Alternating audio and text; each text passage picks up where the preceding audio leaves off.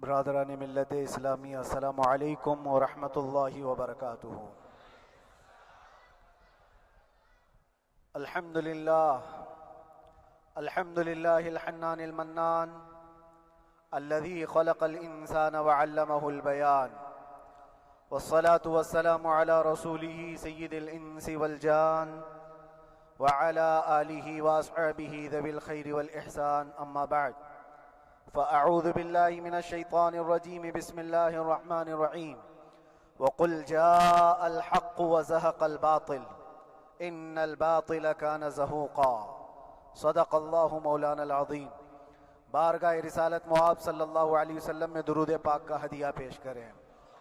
اللہم صل علی سیدنا و مولانا محمد معدن الجود والکرم وآلہ واصحابہ الکرام وابنہ الکریم وبارک وسلم صلاة دائمة سرمدا ابدا۔ عزیزان گرامی وقار، میں یہ چاہتا ہوں جہاں پر آ کر ہم رکے تھے وہیں سے ہم پھر آگے بڑھتے ہیں۔ ہم رکے تھے کہاں آ کر؟ کچھ دیر کی خاموشی ہے، اس کے بعد ہم آگے بڑھتے ہیں، اس لیے کہ مجھے کوئی شعر اب یاد کرانے کی ضرورت نہیں اور نہ ہی کسی کے سامنے کچھ بولنے کی ضرورت ہے۔ حالات تو ایسے تھے کہ جو نان مسلم تھے وہ بھی ہمیں جیل میں دیکھ کر یہی کہتے تھے کہ آپ ہی نے کہا یہ فلاں بات۔ ہم نے کہا اللہ تبارک و تعالیٰ نے تم کو بھی یاد کرا دیا۔ میرے عزیزو، ستیزہ کار رہا ہے ازل سے تا امروز، شرار ابو لہبی سے چراغ مصطفی بھی۔ یہ آج کل کے معاملات نہیں، ابتدا سے حق اور باطل کے معرکے ہوتے رہے۔ لیکن ایک بات میں آپ سب کو بتانا چاہتا ہوں، مظفر کو مقید نہ سمجھ اے سیاد۔ سیدنا مظفر حسین کچھوچوی رحمت اللہ تعالیٰ علیہ جیل گئے تھے، قید میں تھے، تب انہوں نے یہ شعر کہا تھا کہ مظفر کو مقید نہ سمجھ اے سیاد، میری یہ اسیری بھی سنت آبائی ہے۔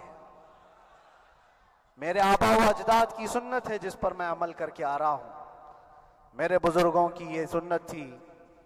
بہرحال جن کو جس راستے سے مجھے گزارنا تھا، لوگوں کے دلوں میں یہ ٹھنڈک تھی شاید کہ زبان بند کر کے چند دنوں کے لیے قید کر دیا جائے، مگر میرا عقیدہ یہ تھا کہ اللہ تبارک و تعالی جب تک چاہے کہ کوئی اس کے لیے پابندی نہیں لگا سکتا۔ وَإِن يَمْسَسْكَ اللَّهُ بِضُرٍّ فَلَا كَاشِفَ لَهُ إِلَّا هُوَ۔ رب تعالیٰ فرماتا ہے اگر اللہ تعالیٰ تمہیں کوئی مصیبت دے تو اس کے علاوہ کوئی ٹال نہیں سکتا۔ وَإِن يَمْسَسْكَ اللَّهُ بِخَيْرٍ فَلَا رَادَّ لِفَضْلِهِ، اور اللہ کسی کو بھلائی دے دے تو پھر اس کو روک بھی کوئی نہیں سکتا۔ مولا تبارک و تعالیٰ اگر کسی کو کوئی مقام عطا کر دے تو ہزاروں کیڑوں کے پھڑپھڑانے سے وہ مقام ختم بھی نہیں ہو سکتا۔ اللہ تبارک و تعالیٰ جس کو بڑھانا چاہے اس کے لیے کوئی راستہ رکاوٹ نہیں بن سکتا۔ اس لیے کہ ہم نے تاریخ میں دیکھا ہے پیبند لگے کپڑے پہننے والے، پیروں میں چپل نہیں تھے، جن کے ناخن تک اکھڑ جاتے تھے، لیکن وہ جب چلتے تھے قیصر و کسریٰ بھی کانپتے تھے۔ جن کا ہی یہ نعرہ تھا ٹل نہ سکتے تھے جنگ میں اگر اڑ جاتے تھے، پاؤں شیروں کے بھی میدان سے اکھڑ جاتے تھے، حق سے سرکش ہوا کوئی تو بگڑ جاتے تھے، ارے تیغ کیا چیز ہے ہم توپ سے بھی لڑ جاتے تھے۔ یہ وہ صحابہ کرام اور اسلاف کرام، ان کا یہ معمول تھا۔ بظاہر ان کے پاس کوئی اسباب نہیں تھے لیکن اللہ کی مدد تھی۔ وہ پانی کی طرح بہتے ہوئے چلے گئے، نہ چٹانوں نے ان کا راستہ روکا، نہ دریاؤں نے ان کا راستہ روکا۔ وہ جس طرف سے جاتے تھے اللہ تعالیٰ ان کے لیے راستے بناتا تھا۔ عزیزان گرامی وقار، کون ہے وہ جو دریائے دجلہ میں اپنے گھوڑے دوڑائے تھے؟ کون ہے وہ جو دریا میں اپنی کشتیاں ڈال کر جلا دیا تھا کہ واپس جانے کا کوئی تصور نہ ہو؟ یہ سب میرے مصطفیٰ کریم کے دیوانوں کی ہی بات تھی۔ اسی لیے آج بھی دنیا گھبراتی ہے تو شانے لوگوں سے نہیں، دیوانوں سے ہی گھبراتی ہے۔ بہت زیادہ چالاک رہنے والوں سے نہیں، دیوانوں سے دنیا گھبراتی ہے، اس لیے کہ دنیا کو پتا ہے، دنیا جانتی ہے کہ دیوانہ کہاں دیکھتا ہے کسی کو پتا نہیں۔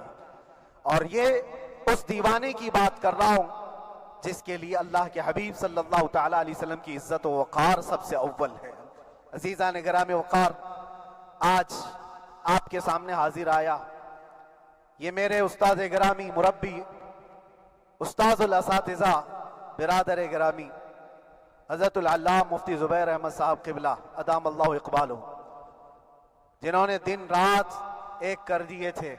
میرے خیال سے 8 مہینے میں جتنے ان کے بال سفید ہوئے اس سے زیادہ نہیں ہوئے ہوں گے، صرف اس لیے نہیں کہ ایک بھائی کے لیے، اس لیے بھی لڑ رہے تھے کہ ایک عالم کے لیے جس سے دین کا بہت سارا حصہ وابستہ ہے۔ ان کی محنتیں رائگاں نہ گئیں۔